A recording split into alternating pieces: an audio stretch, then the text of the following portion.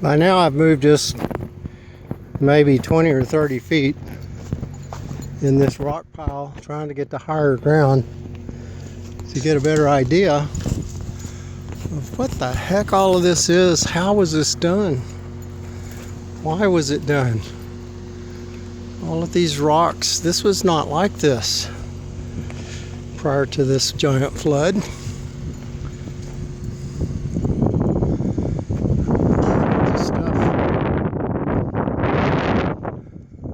Here in this area. I guess the water coming so fast took the straightest route, and that was right through here. Maybe these rocks were here, I don't know. I don't live here, so I don't know what this was like. There's somebody's chair. Perhaps ready to be sat in still. It still looks like it's in pretty good shape.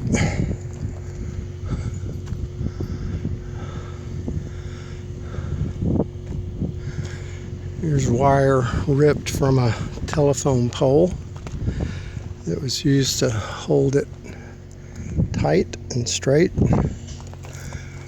Doesn't look like it did its job.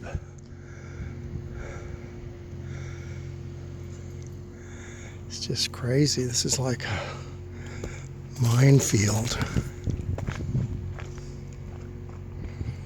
But if the property owners leave all of this,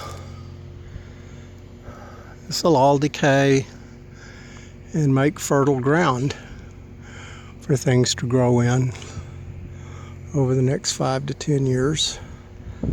So it's a good idea just to leave it like it is. Not very pretty, but kind of an interesting postcard reminder of the wrath of nature, what she can do. There's Super Dog. When she gets out of whack, like we as a species are trying our best to do.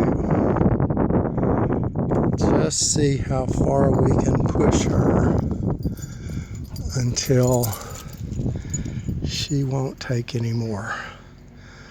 And this is one example of what can happen. Maybe a normal course of events. There's somebody's mattress.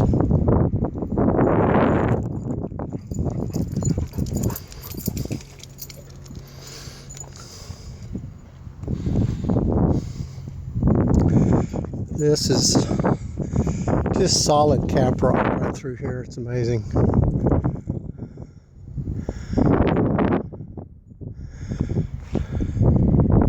The water was flowing over this hard.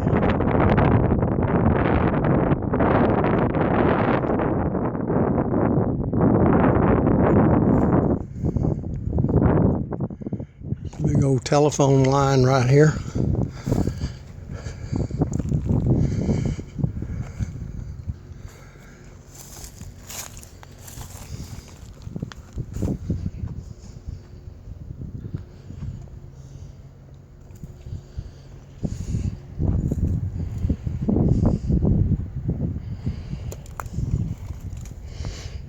No, I guess that's a power line, perhaps.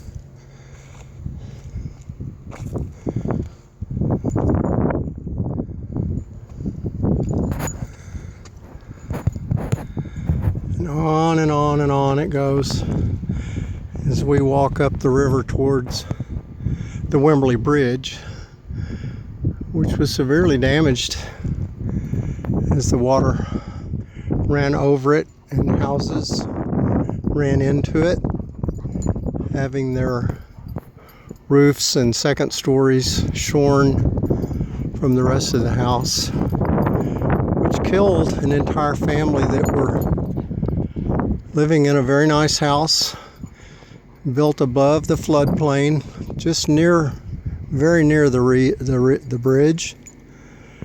And they made frantic phone calls trying to get help.